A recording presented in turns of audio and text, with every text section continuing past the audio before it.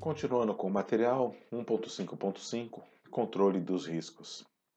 1.5.5.1 Medidas de prevenção. 1.5.5.1.1 A organização deve adotar medidas de prevenção para eliminar, reduzir ou controlar os riscos, sempre que a. Exigências previstas em normas regulamentadoras e nos dispositivos legais determinarem. B. A classificação dos riscos ocupacionais, assim determinar, conforme subitem 1.5.4.4.5. C. Houver evidências de associação, por meio do controle médico de saúde, entre as lesões e os agravos à saúde dos trabalhadores, com os riscos e as situações de trabalho identificados. Então a organização tem que adotar as medidas sempre visando primeiro eliminar completamente o risco. Uma vez que não haja o risco, você não precisa fazer outras coisas. Um exemplo disso é a substituição de produtos à base de solventes por outros produtos à base de água. É só um exemplo. Para cada caso teria que ser verificado o estado da arte, o que pode ser feito, né? Agora é interessante falar que quando houver evidências de associação por meio do controle médico entre uma lesão ou uma doença e o ambiente de trabalho. Isso significa que para aquelas empresas, por exemplo, que não têm um PCMSO, ainda assim, se houver uma evidência de um agravo da saúde, né, um médico, um coordenador de PCMSO, mas se tiver um agravo da saúde, deveria ser feito um apontamento e tentar descobrir o que foi e daí adotar medidas de prevenção. Então parece simples, mas é um pouquinho mais complexo do que parece. 1.5.5.1.2 Quando comprovada pela organização a inviabilidade técnica da adoção de medidas de proteção coletiva, ou quando essas não forem suficientes, ou encontrarem-se em fase de estudo, planejamento ou implantação, ou ainda em caráter complementar ou emergencial, deverão ser adotadas outras medidas, obedecendo-se à seguinte hierarquia: medidas de caráter administrativo ou de organização do trabalho. O que são medidas de caráter administrativo de organização do trabalho? Redução da exposição, organização de turnos, alternância de posturas durante atividades e assim por diante. Ou seja, limitar o tempo de exposição do trabalhador aos riscos, ou então modificar, dentro do possível, o local ou o próprio ambiente do trabalho para que possa haver uma dissipação, uma redução dos riscos enquanto houver essa fase de estudos das proteções coletivas. E B, utilização de equipamentos de proteção individual. A entrega de EPI é sempre o último recurso. Não se trata apenas de entregar o EPI, mas de fazer a gestão da cadeia de fornecimento. Lembre-se sempre disso. O estudo para aquisição, a comprovação de que o EPI é apropriado, controle de fichas de entrega, controle de manutenção, eventualmente higienização quando aplicável, fazer a verificação em loco de que os trabalhadores têm e utilizam o EPI pelo tempo necessário para que ele efetivamente alcance o índice de atenuação que se espera no estudo de fornecimento. Então lembre-se disso, o EPI não se trata apenas de comprar e fornecer. Talvez essa seja até a parte mais barata quando a gente avalia todas as consequências futuras do fornecimento de um EPI. 1.5.5.1.3 A implantação de medidas de prevenção deverá ser acompanhada de informação aos trabalhadores quanto aos procedimentos a serem adotados e limitações das medidas de prevenção. Então, não importa se é uma proteção coletiva ou se é uma medida administrativa ou EPI. Essas proteções podem ter um determinado alcance, a partir do qual elas perdem o seu valor. Eu vou dar um exemplo simples. Uma máquina pode até ter uma proteção coletiva, mas na hora da intervenção de manutenção, essa proteção coletiva pode ser retirada. Então, o trabalhador, o manutentor, no caso, tem que estar ciente do que acontece desse momento em diante. Você pode ter uma máquina que tem um ambiente com temperatura controlada, mas que numa determinada intervenção ou substituição, abastecimento, há uma exposição a um risco térmico maior. Então é por isso que você deve informar os trabalhadores aquilo que a empresa já faz, mas também dá-los a ciência daquilo que compete a eles para estas condições particulares. 1.5.5.2.1 A organização deve elaborar plano de ação, indicando as medidas de prevenção a serem introduzidas, aprimoradas ou mantidas, conforme o subitem 1.5.4.4.5. E para as medidas de prevenção, deve ser definido cronograma, formas de acompanhamento e aferição dos resultados. Ou seja, o plano de ação ele é de uma gestão contínua no tempo. Então, em intervalos regulares, deveria se fazer a verificação da eficiência daquilo que está sendo proposto e, inclusive, se ainda se faz necessário ou não manter aquela medida de proteção. É mais ou menos como o cronograma de manutenção de um veículo, onde de tempos em tempos você sabe que deveria fazer certas verificações, ou o cronograma de lubrificação de máquinas, que já tem os pontos pré-determinados e de tempo em tempo você tem que fazer as verificações. Tudo depende de cada risco, tudo depende de cada ambiente e das condições de trabalho de empresa para empresa. 1.5.5.3 Implementação e acompanhamento das medidas de prevenção. 1.5.5.3.1 A implementação das medidas de prevenção e respectivos ajustes devem ser registrados, ou seja, não basta apenas implementar, você tem que registrar o que foi implementado, quando foi implementado, qual é a expectativa de resultado com essa implementação. Por isso que vai para o cronograma de atuação. 1.5.5.3.2 O desempenho das medidas de prevenção deve ser acompanhado de forma planejada a contemplar a. A verificação da execução das ações planejadas. B. As inspeções dos locais e equipamentos de trabalho. E C. O monitoramento das condições ambientais e exposições a agentes nocivos, quando aplicável. 1.5.5.3.2.1 As medidas de prevenção devem ser corrigidas quando os dados obtidos no acompanhamento indicarem ineficácia em seu desempenho. Ou seja, você fez o mapeamento, fez o levantamento, determinou a periodicidade de verificação.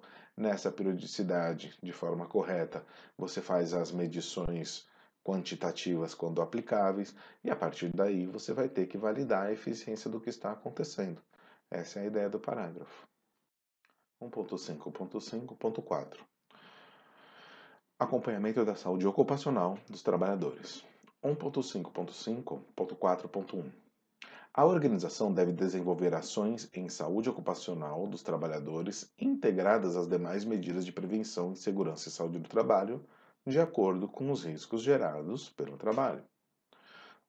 1.5.5.4.2 O controle de saúde dos empregados deve ser um processo preventivo planejado, sistemático e continuado, de acordo com a classificação de riscos ocupacionais nos termos da NR7.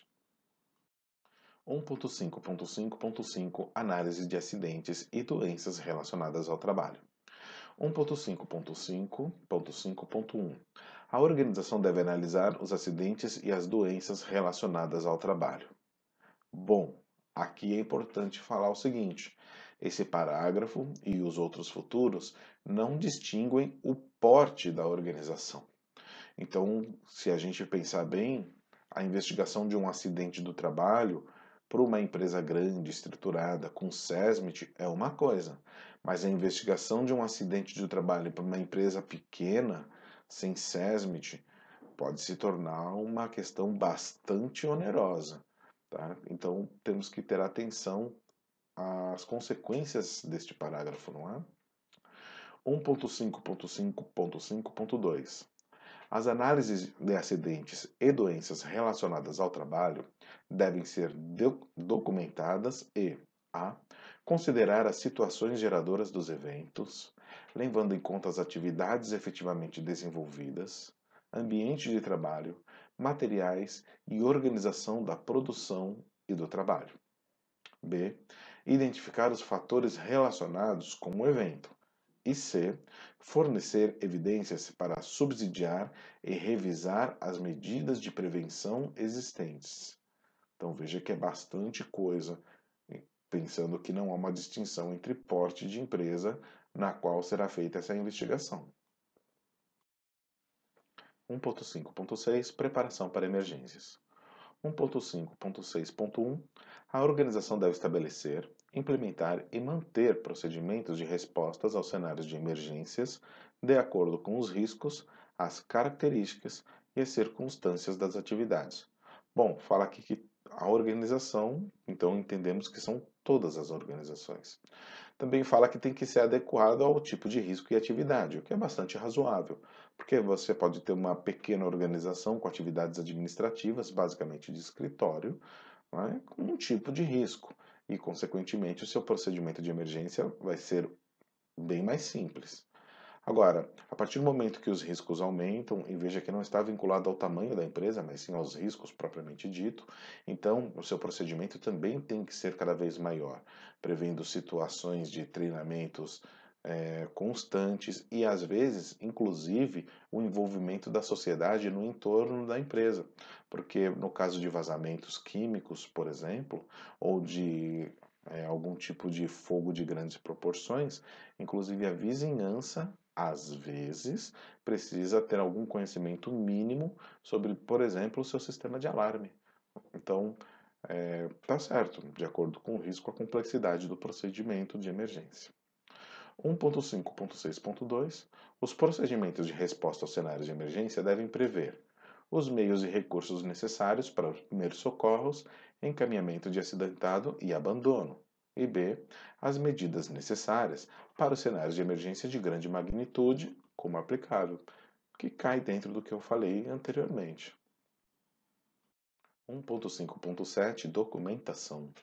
1.5.7.1 O PGR deve conter, no mínimo, os seguintes documentos: A. O inventário de riscos. E B. O plano de ação.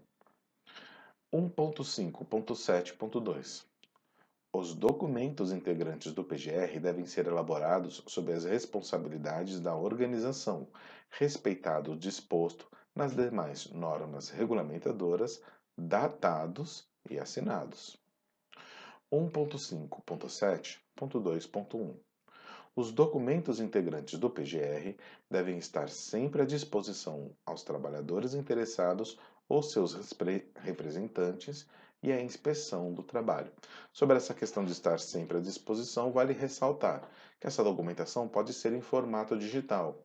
O que não pode acontecer, por exemplo, é durante uma fiscalização, alguém te pedir tais documentos e você falar, olha, não posso te entregar porque a rede caiu, a gente está sem o servidor. Então, uma vez que ele tem que estar disponível e acessível, quer dizer, a qualquer momento, independente de eventuais problemas técnicos com a sua rede de dados.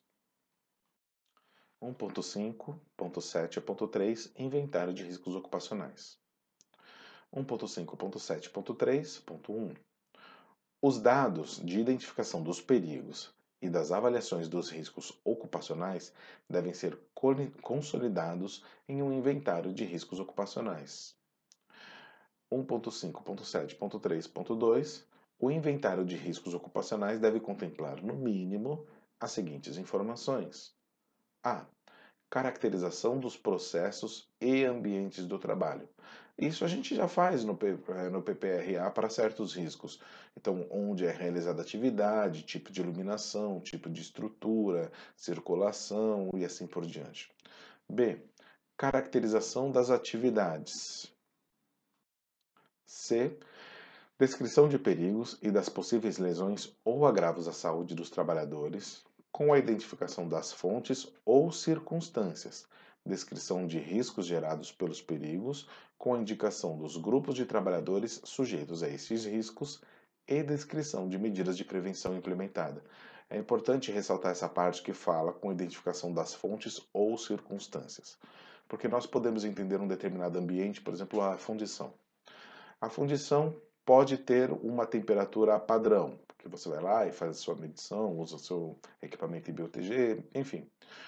Só que em uma determinada circunstância do trabalho, que é na aplicação de silicone desmoldante nos moldes, alguém está exposto a uma temperatura maior do que aquela do ambiente geral de trabalho. Então veja que naquela circunstância em particular, embora o risco seja comum a todos, a exposição ao risco naquele momento para aquele grupo de trabalhadores que faz a aplicação do desmoldante é maior. Então você tem que considerar isso em cada caso, certo? D. Dados da análise preliminar ou do monitoramento das exposições a agentes físicos, químicos e biológicos e os resultados da avaliação de ergonomia nos termos da NR17. Então, você tem que ter lá a comprovação dos dados dos equipamentos, do laboratório e das medições e das análises para os agentes físicos, químicos e biológicos, certificados de calibração e assim por diante. E você também vai ter que ter os dados comprovatórios das avaliações e das técnicas, né, das ferramentas utilizadas para o estudo é, da condição ergonômica da empresa. E avaliação dos riscos, incluindo a classificação para fins de elaboração do plano de ação. Que classificação é essa? Aquela classificação que já foi visto em outros vídeos, dizendo, comparando a severidade da possível lesão, a probabilidade de ocorrência, o número de pessoas expostas, né, a essa condição, numa condição de acidente ampliada. A gente já viu isso. F. Critérios adotados para avaliação dos riscos e tomada da decisão. 1.5.7.3.3. O inventário de riscos ocupacionais deve ser mantido atualizado. 1.5.7.3.3.1. O histórico das atualizações deve ser mantido por um período mínimo de 20 anos ou pelo período estabelecido em normatização específica. 1.5.8 Disposições gerais do gerenciamento de riscos ocupacionais. 1.5.8.1 Sempre que várias organizações realizem simultaneamente atividades no mesmo local de trabalho, devem executar ações integradas para aplicar as medidas de prevenção, visando a proteção de todos os trabalhadores expostos aos riscos ocupacionais. Um exemplo bem simples, canteiro de obra, né? Às vezes, dentro de um mesmo canteiro, você tem uma empresa contratante, várias subcontratadas, porém todas elas têm que estar cientes do que deve ser feito para a proteção de todos aqueles trabalhadores expostos naquele ambiente. 1.5.8.2 O PGR da empresa contratante poderá incluir as medidas de prevenção para as empresas contratadas para a prestação de serviço que atuem em suas dependências ou local previamente convencionado em contrato, ou referenciar os programas das contratadas. Ou seja, tanto as contratadas podem fazer o seu PGR e fornecer esse PREG para que seja agregado ao da contratante, ou a contratante pode se antecipar e já fazer o PGR da contratada. O que é melhor e o que é pior? Depende de cada situação, depende de cada tipo de contrato estabelecido entre as partes. Mas se a contratante fizer o PGR, então ela vai ter a plena ciência da atividade e vai poder exigir da sua contratada que seja cumprido aquilo que ela pré-estabeleceu. De qualquer forma, se for o inverso, se a contratante fizer o seu PGR e fornecê-lo à contratada, caberá à contratada de alguma forma ter o acesso à validação de aquilo que está sendo proposto é compatível com as expectativas dessa empresa contratante. 1.5.8 Disposições gerais do gerenciamento de riscos ocupacionais. 1.5.8.3 As organizações contratantes devem fornecer às contratadas informações sobre os riscos ocupacionais sob sua gestão e que possam impactar nas atividades das contratadas. 1.5.8.4 As organizações contratadas devem fornecer ao contratante o inventário de riscos ocupacionais específicos de suas atividades que são realizados nas dependências da contratante ou local previamente convencionado em contrato. Ou seja, estes dois parágrafos visam amarrar a informação, trazendo a responsabilidade conjunta, tanto de um passar informações para o outro, como a recíproca também ser verdadeira.